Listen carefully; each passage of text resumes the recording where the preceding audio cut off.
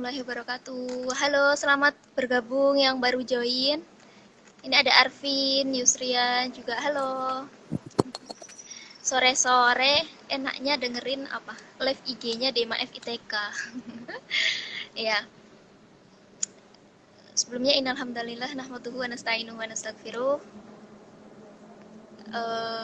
Rabbi shrah li sadri wa yassir li amri wahlul 'uqdatam min lisani yafqahu qawli. Baik teman-teman semuanya, alhamdulillah kita bisa bergabung ya live IG bareng nih sama Mas Toha pada sore hari ini. Tentunya dalam kesempatan kelas perdana bahasa Arab program kerja Departemen Pendidikan dan Kebudayaan Fakultas Ilmu Tarbiyah dan Keguruan UIN Sunan Kalijaga Yogyakarta. Nah, jadi serasa atau serambi bahasa itu akan kita adakan setiap sepekan sekali atau seminggu sekali. Itu untuk program kerja yang kelas bahasa Arabnya, teman-teman. Jadi kalau untuk yang bahasa Inggrisnya akan kita adakan setiap 2 minggu sekali dengan pemateri yang tentunya juga sangat menarik kayak gitu. Selamat sore teman-teman. Salam bahagia untuk kita semua. Ini udah pada kenal belum ya? Izinkanlah sebelumnya perkenalkan ya, nama saya Angisha Putri selaku MC nih yang membersamai teman-teman nanti.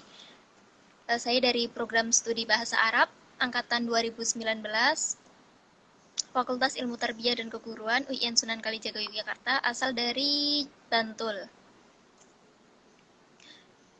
Tak lupa Anggi ucapin nih terima kasih banyak untuk teman-teman yang senantiasa bergabung, meluangkan waktunya, sangat antusias sekali untuk meluangkan waktunya pada sore hari ini yang tentunya tak lain untuk menyimak atau untuk kita belajar bareng-bareng ya, sharing diskusi tentang bahasa Arab.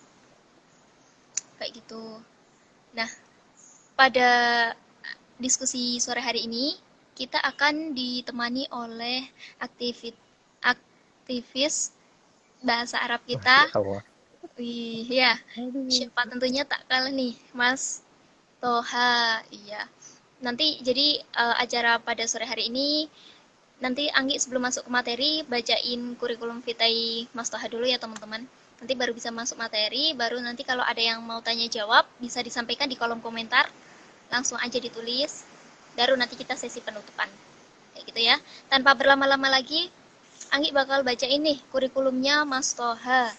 Jadi nama lengkapnya itu Toha Harun Al-Rosid. Nama panggilannya bisa dipanggil tuh Mas Toha. Tempat tanggal lahir di Sampit 12 Juli 1999.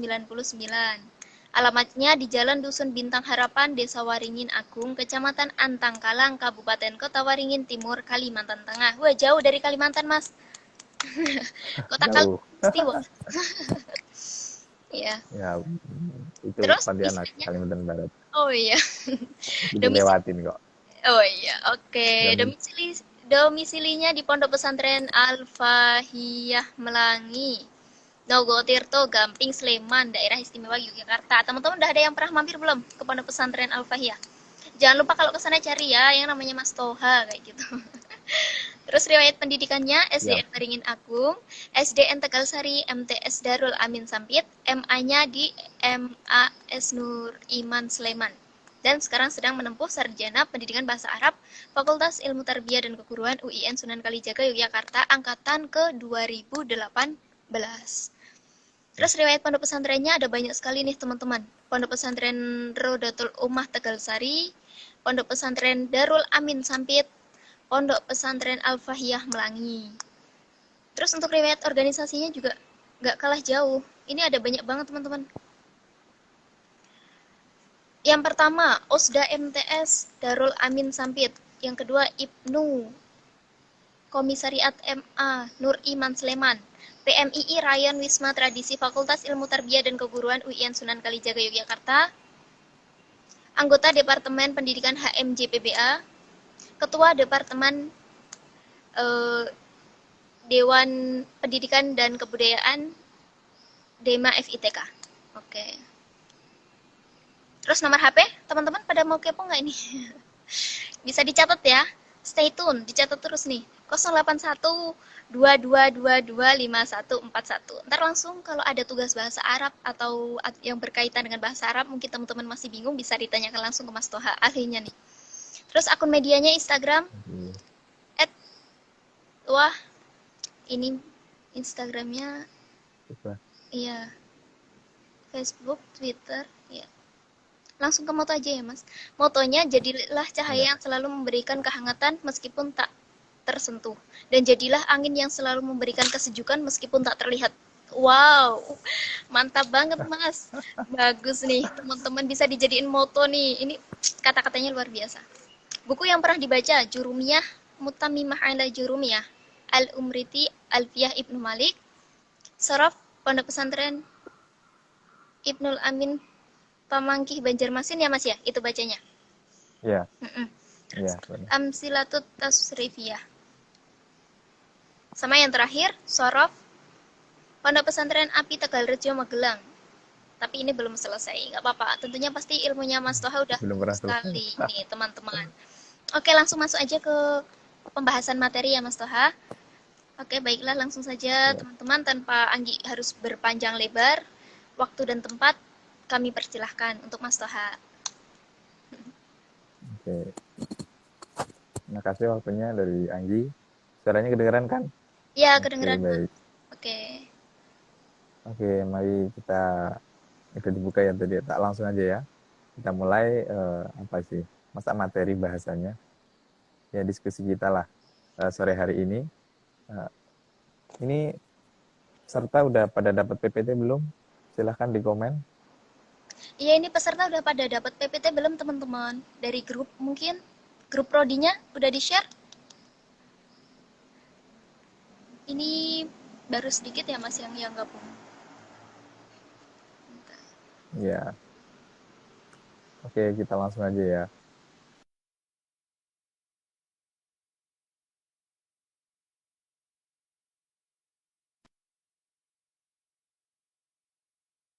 Ke slide kedua. Di situ ada mukodimah, ini pendahuluan. Ini perlu di-share nggak sih kira-kira? Nggak usah, nggak apa-apa Udah Mas. langsung aja ya. Ya, langsung aja nggak Oke ya. apa-apa. Eh, Dulu saat saya kuliah ini bahasa Arab, nah masih semester berapa sih? Semester 2 kalau nggak salah. Itu Oh, belum pada di-share tuh Mas mata kuliah, PPT-nya.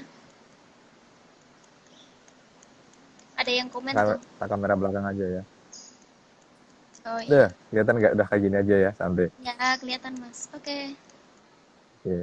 Nah, ini adalah salah satu makalah dari dosen PBA UIN, nah, dari Bapak Dr. Andes Azfar Amar. Beliau bilang pas mata kuliah Balaghah, eh, bahasa Arab tuh gampang. Kamu mau belajar struktur bahasa Arab tuh enak. Nah, cukup ini doang kata bapaknya. Nah, yaitu kullu musnadin wa musnadin ilaihi marfu'un wa ghairuhuma mansubun illa majruron wa majzuman. Nah, apa sih? Nah, jadi setiap musnad, dan musnad ilaih, nah itu gampangnya adalah subjek, subjek dan predikat lah kalau di bahasa Indonesia. Nah, mungkin lebih jelasnya di materi selanjutnya gitu. Uh, itu kalau dibaca di bahasa Arab itu dibaca marfu. Nah, marfu itu apa? Rafa itu apa? Nanti di materi selanjutnya ada itu. Dan selain itu pasti mansub atau dibaca nasab. Nah, gitu. Nah, kecuali yang majrur atau yang dibaca jar dan yang majzum atau dibaca jazam. Nah, kenapa ada kecuali di sini?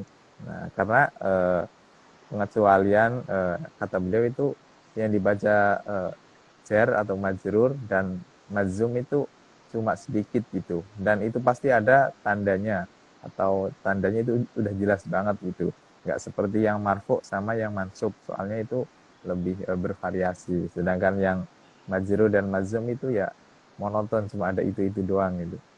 Nah, variasinya langsung ketahuan kalau kita udah paham itu ya. Oke, lanjut ya.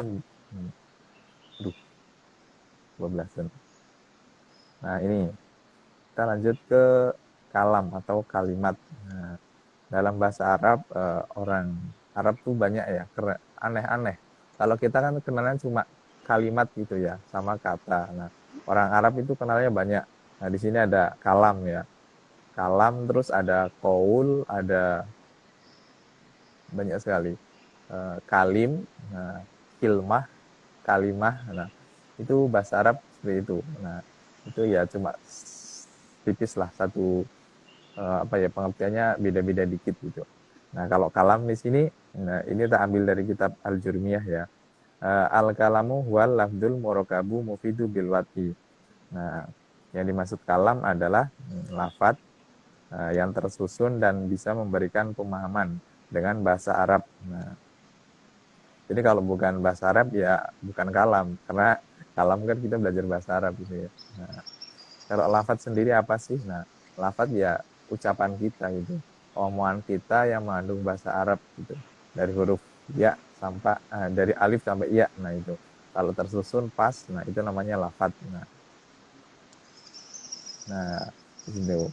Nah ketika kamu ngomong sesuatu dengan bahasa Arab tidak memberikan pemahaman, nah itu belum bisa disebut kalam. Nah mungkin itu bisa disebut ilmah atau kalam yang belum sempurna itu. Ada juga bilang qaul. Nah, qaul itu biasanya penggalan-penggalan kalimat atau kalam gitu ya. Nah, mungkin kalau kalian cari di kitab Al-Umriti atau Alfiyah, nah di sana penjelasannya ada gitu. Kita lanjut ya. Oke. Nah, di sini nih kalimah. Nah, kalimah itu kalau di bahasa Indonesia itu kata. Nah, di sini di dalam bahasa Arab ada 3 macam kata. Ini yang pertama ada ismun. Nah, ini ya, yang pertama ismun, isim, nah, atau kata benda kalau di bahasa Indonesia. Contohnya ada suratun. Aduh, bentar. Ya, contohnya di situ ada suratun atau lukisan, artinya di bahasa Indonesia atau gambar. Nah, silahkan kalau kalian mau nambah-nambah kosakata bahasa Arab, suratun. Nah, terus yang kedua ada kalimat fi'lun, fi'il. Kalimat fi'il. Nah, kalau di bahasa Indonesia namanya kata kerja gitu ya. Di sini ada tak carian contoh rosama. Nah, itu rosama. Kalau kalian dengar aku bilang rosama, nah itu adalah lafat gitu. Nah, di rosama. Nah, gitu. Kalau bahasa Indonesia rosama itu ada melukis. Nah, jadi kamu melukis menghasilkan surah, sebuah lukisan atau gambar gitu ya. Nah, terus yang ketiga ada kalimat huruf harfun. Nah, kalimat huruf. Nah, banyak sekali ya macam-macam kalimat huruf. Nah, adapun perbandingan antara kalimat huruf dengan di Indonesia itu lebih banyak disebut dengan kata sambung. Bisa dicontohnya di bawah ini min. Artinya kan dari.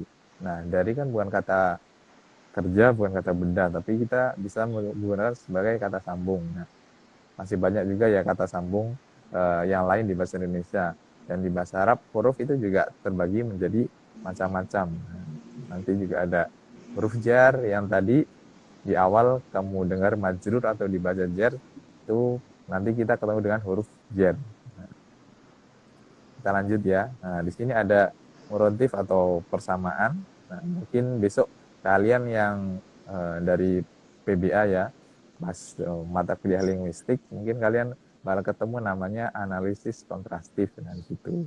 Nah, nanti kalian melakukan perbandingan ya antara apa namanya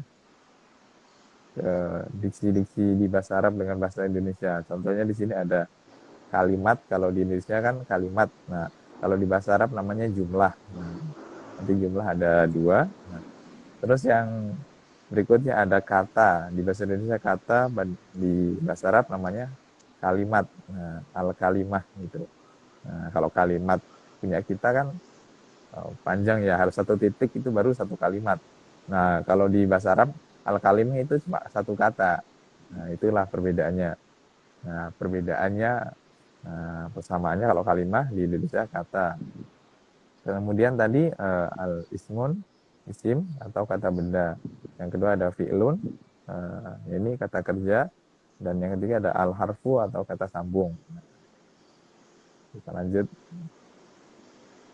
Nah, ini beberapa contoh susunan kalimat. Nah, susunan kalimat ya. Nah, di sini ada subjek dan predikat. Nah, di Indonesia ada subjek dan predikat doang. Udah, saya berjalan gitu. Nah, saya berjalan. Terus ada subjek dan predikat objek. Nah, SPO.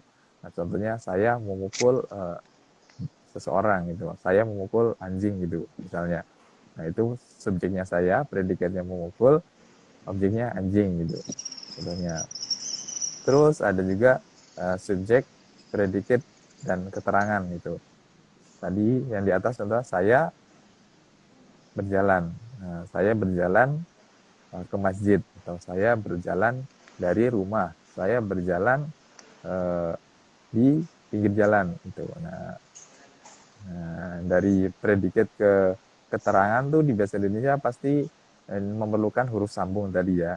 Dari rumah ke masjid, nah itu ada kata sambung. Nah, kalau di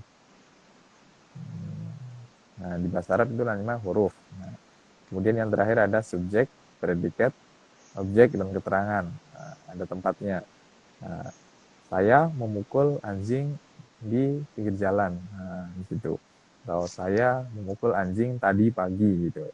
Nah, keterangan di sini ada keterangan tempat dan keterangan waktu.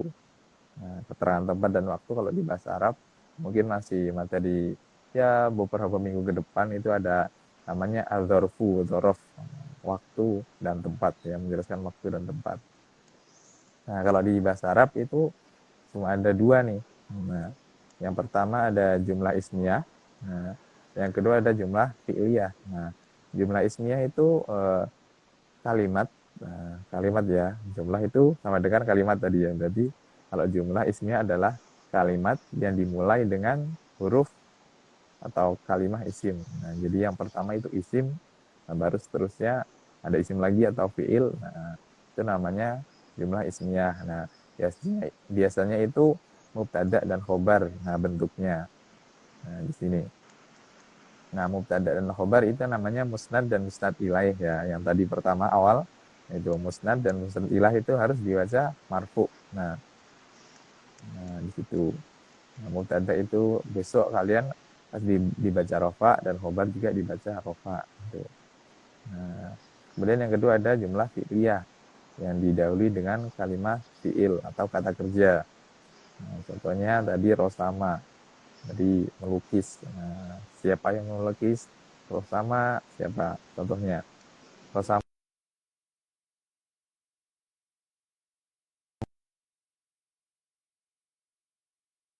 objeknya itu.